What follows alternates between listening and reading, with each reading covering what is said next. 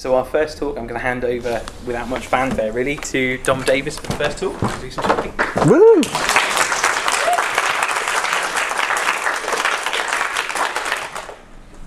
So I've gone for style over content here. It's always the best way to go.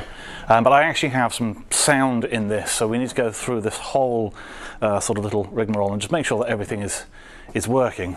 Are you connected? Thank you. Yes. Hurrah. Yay! So we should get bonus points if you can guess the game. Center. Sound hardware initialized. I bought this game based on that sample pretty much.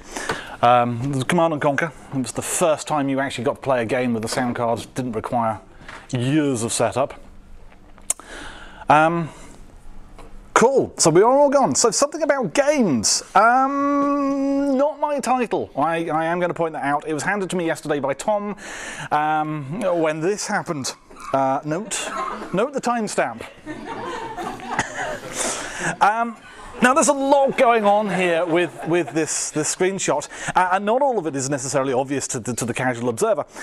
So a few basics. Davis D, that's me. It's a username I've had since my early 20s, when I sold my soul to a large investment bank, started a career that went on to destroy the global economy, and then went off and buggered the internet up for everyone else. It's important to note that this Davis D, which is a combination of my surname Davis and my first name Dom. It's not David. If it were David, there would be a capital D and a dearth of S's. I'm also not Tom, I'm Dom, Dom. It's short for Dominic, a name only my mother and the government, such that it is these days, actually use. If I were Tom, I would be Davis T, and it would be short for Tomothy. True story. Now, this is by no way relevant to anything, but I've got 20 minutes to kill here, and this is the first time in 2 decades that I've been able to crowbar this moan into a talk. Now, I'm acutely aware that there is a comma missing in this first sentence. Sadly, there is nothing I can do about this. This is purely the fault of The Hacksaw, which is the username picked by Tom one of our hosts, for hopefully obvious reasons. You'll notice that me and Mr. Hachevsky, yeah, see, I can pronounce it, took me months, we'll notice that we are both using modern, up-to-date, recent photos. Tom, I think, took his shortly before actually getting in contact with me. Mine is scant weeks old. Anyway, stunning good looks aside, let's return to our Slack conversation. So the first line is just, hey Dom, you're not busy tomorrow, are you? Note the missing punctuation that I've added with the intonation of my voice and the pauses that I put in there. But already we can tell that Tom wants something. I'm smart like that. Line 2. How would you like to put together a 20-minute talk about something about games with less than 24 hours notice? Not entirely sure the apostrophe is needed there, but we can be more forgiving about this, not least because this line effectively translates to this. Translates to this. Why are you not playing? Technology failure. There should have been Tom with his beautiful voice there going, hello darling, I need you. And your ego. Hello darling, there it is. You, or more specifically, I need your ego. Yes! Technology failure.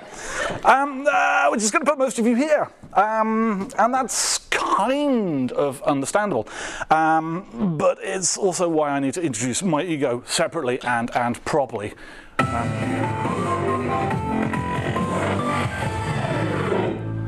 Yes! If anyone needs an ego boost, it's clearly Dom. What do I need an ego boost for? My ego's big enough. And yes, I did an entire episode on my ego, although to be fair, everything I put on YouTube is about my ego. So the rolling about laughing emoji and the I'm joking, of course, is just in case I'm busy. You know, no biggie, just on the off chance. I mean, you may have a huge ego, and be happy to do a talk at drop of a hat, but you know, this is really short notice. But, just in case, which is why he continues, unless you're up for it. In which case I'm totally serious, because he is totally serious. But straight-faced, because there's no way I'm going to say yes. Why would I? It's a topic I am woefully unqualified to speak on, and it's less than 24 hours away, and my afternoons and evenings are precious. Basically, only a narcissist would say yes. Yes. So, having written precisely 0 games, and spent exactly 0 minutes working in the gaming industry, one might ask yourself, why am I here? I know I do. Yes, it's all very well having a rent-a-gob to come along on demand at a moment's notice, but they need to actually be able to run their mouth off about something vaguely on topic. Thankfully, my answer to this is rather satisfactory. Yes, I heard the groans there. If you are not aware, Satisfactory is a first-person game where you play an employee for a large corporation called Fixit. You've been placed on an alien world, seemingly to strip it of all natural resources so that you can build machines to build even more complicated things to... Well, we're not entirely sure yet because I haven't finished the story. It's still in early access, but you know, it's good fun. If you're aware of Factorio, think 3D Factorio. And if you're not, then just think of Satisfactory as a 3D version of crack cocaine.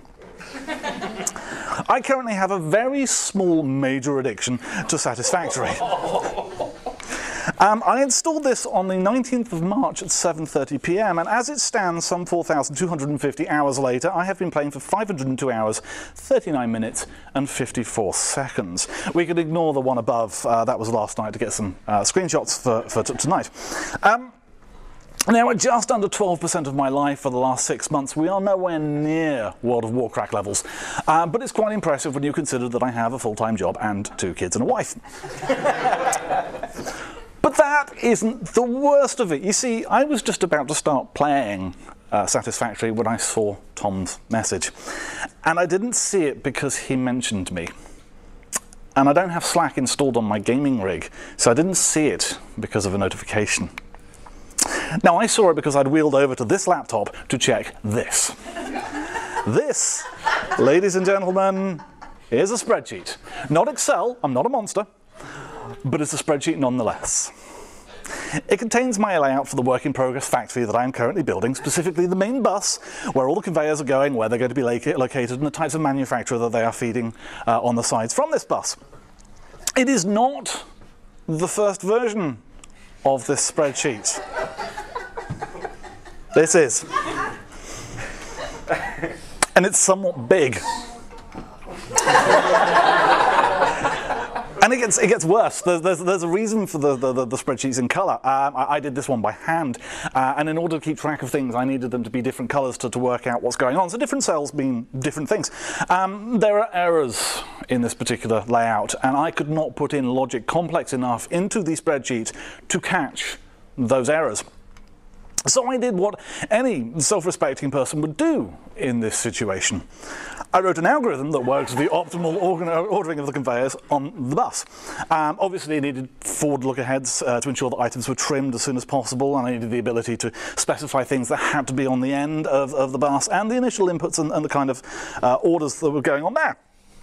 Now, thankfully, with a little bit of tweaking and the addition of a few simple constraints, I was able to drop out a workable layout. But I was totally prepared to go all in and write a fully blown genetic algorithm if the search space was too large. And this is not the first time that I have done stuff like this. I have form here. So you've written a space simulator. Very nice. Very nice. Will it take me 3 days just to sort out the joystick maps and result in an open source project that hundreds of other people use? No? Not interested then. I mean, you need to take a look at Frontier Developments if you want to provide a real control scheme. Something I can really get my teeth into. Something that actually does require all 12, and yes, there are 12 pages of the control map. Creating this is as much playing the game as actually playing the game.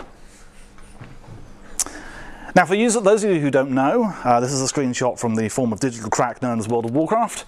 If this game were in pill form, it would be a Class A drug, but its chat system sucked big time. So I rewrote it, as you do. I also wrote a bunch of plugins for it, and was well on my way to actually overhauling the entire UI. I'd entered a whole metagame of producing stuff for the game. I spent many hours sat by that lake, swearing at code. And you may look at me And you may go, you are a sad and lonely and tragic man, and that is true. But there's a more fundamental point here. Computer games are not just mindless entertainment. I mean, yes, they can be, and yes, I suppose theoretically there comes a point when you're playing the computer too much. But for me, that concept occupies a very similar space to too much Lego, which may or may not be possible in the real world. And incidentally, yes, this is my Lego collection. Yes, it is organised into drawers. Yes, I have labelled the drawers with the pictures of the Lego bricks on them. No, I am not a serial killer. Here is a picture of my swords. Now, I'm not for a moment suggesting that we all go and install a bunch of aimbots and fire up COD and go teabagging all of our vanquished foes, mainly because we're not 13.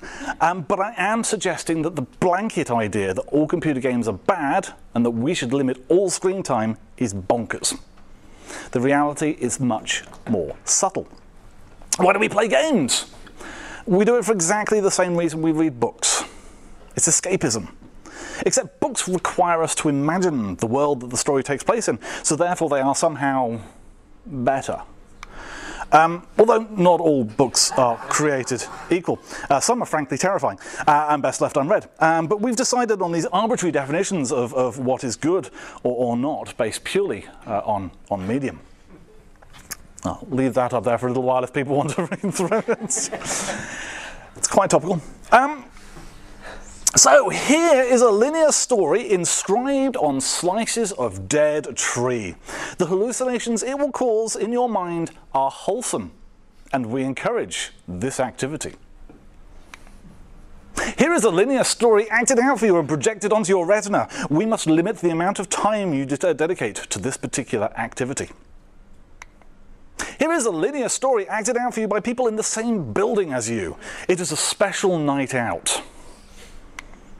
Here is a non-linear story that you can control, or in some case, make up entirely. We must limit exposure to this medium and ensure it doesn't cause you to go off on a sudden killing spree. WT actual F. I have destroyed virtual worlds. I have slaughtered virtual people wholesale. I have killed the entire Gungan race many times over. It's brought me great joy. I have been the vengeful god. I have been the unforgiving god. I have rained down fire and flood and everything else that the SimCity disaster mode let me play with. I have grown vast civilizations that have ended up scratching a living on the polar regions of a nuclear wasteland. Pro tip, if you go all in on nuclear war within Civ, watch out for the global warming.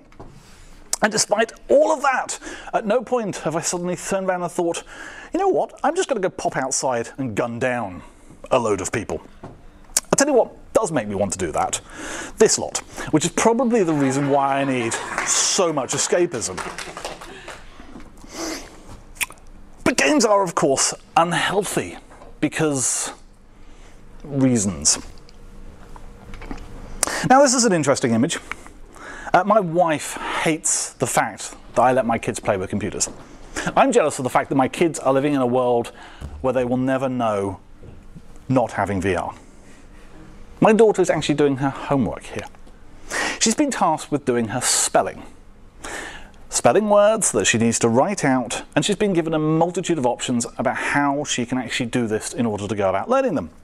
And one of these options is to incorporate the words into a drawing. Now, I'm pretty sure the teacher was thinking pen and paper and maybe sit down and draw something fun, but we decided that VR and Tilt Brush was the way forward here. So, Willow is in the process of creating a miniature world that's 2 meters cubed, formed only of data and light. Her letters and words flash and strobe. They soar through flurries of snow and cascades of stars. They live amongst mythical creatures that sent out showers of sparkles in a world of pure imagination that we both got to explore together. And that sadly did not translate to paper as well as we'd hoped. There is something lost in this transition from the 3D moving, living, breathing space to the 2D still representation. But this, a young girl exploring VR, isn't a bad thing. It's a good thing. It's an amazing thing. As the world of VR gets more mature, arguments about gaming being sedentary are actually going to get eroded. The very thought of these vast, unexplored worlds just over the horizon in the near future physically make me tingle.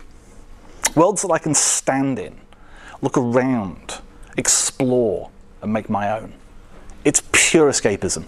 It's pure enjoyment. Now, I don't really have a point to make tonight. I generally work on 1 hour a minute when putting together talks like this, and I need slightly more than 3 hours and 50 minutes of sleep, Tom. Ordinarily, I'd go back and refine all of this into some hard-hitting story about how wonderful immersive games are for helping things like depression and other mental health issues. But I can't be entirely sure that that wouldn't just be trying to excuse the fact that I've probably now spent tens of thousands of hours playing games during my life. Instead, I hope to show how this little insight into how I view computer games helps you realise that there's actually quite a complex area. And it's not just something to dismiss wholesale as a waste of time. It's an absolutely fascinating space that can actually lead to some surprising outcomes, like a 6-year-old girl learning to drive. I'm going to leave you with a story from the 1980s and a time when home computers were becoming prevalent, and when it was very common to type in games from magazines and books by hand. I had this very book. Now, these games all shared some common traits. They were all around 1 kilobyte in size. They all had amazing copy describing what the game would be like. And they all sucked badly. Because there's a limit to what you can do in 1 kilobyte. Especially when you're trying to get the listing that will work on several different machines with only minor changes. But there was one game in the BBC user manual that promised real graphics. And the promise seemed true because there were lots and lots of data lines that you needed to enter in. And the game was quite hefty as well. It spanned a few pages, so it had to be better than the short things in the magazines. There was a simple prospect. You were a spaceship.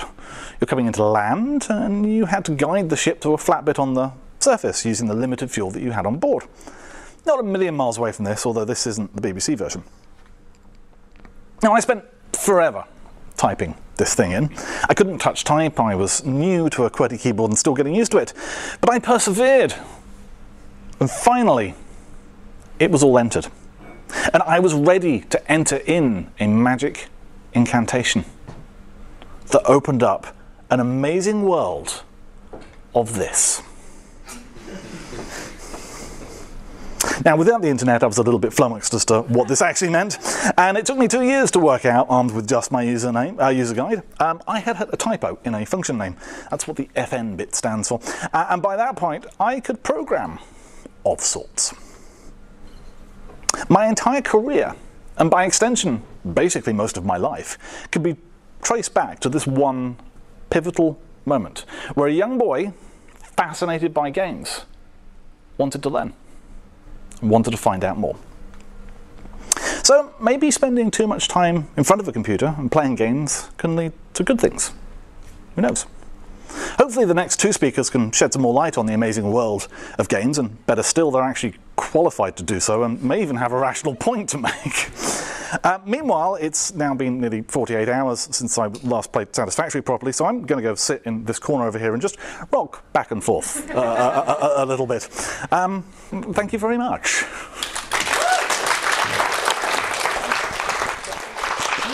Oh, yes, questions. I'm used to a stunned silence after I do my talk, so feel free to do the stunned silence, but if you have questions, I will deflect them to people who know what they're talking about. Any questions first? I think that was a really good introduction Thank you. for the evening, because I think it's one of the misconceptions that people have is games is a thing that teenagers do in their bedroom, and it's not a world for anybody else, and it's quite, you know, it's actually very inclusive, and it feels like there's a bit of a step change in the industry and in the wider sort of environment. Yeah, and I mean, there's some interesting. So Andy, who's sat over in the corner there, desperately hoping that I won't point out that it was his voice on the video. We used to play Overwatch together, and there's another couple of people we play with. 2 people I've never actually met, who I'm friends with, and we have good conversations with, and we've had good times with, and we've played with. So it's actually quite opening. Any questions for Dom? Okay, well, I do have one. So So I think one of the issues that we have at the moment is that we understand this world, and we also understand that kids who sit and play games a lot of the time maybe do something actually that's very constructive. And there have been games in the last few years which are actually an incredible, process for them to understand programming and also, look at Minecraft and Terraria and Starbound and games like that. So how do we, it's actually, I think, about educating the parents a little bit about what children are doing and getting involved a little bit more. How do we help parents to understand what it is their kids are actually doing with games? Take an interest in what they're actually doing rather than just leaving them to go off and play COD. If you start them off from a very young age, so Willow plays, just my daughter, she plays very simple maths games. I mean, literally the website she goes on is called Cool Maths Games. And she loves it because it's good fun games, but she's actually learning maths, puzzle solving.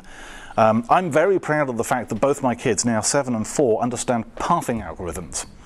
And when we do mazes, we do pathing algorithms because it's fun and I'm sad. But they'll follow along, and we can actually show, so we can show loops and things like that. And it turns out that all the local mazes, if you actually do a left-hand wall traversal, you'll exit the maze before you get to all the stampy bits. So you then need to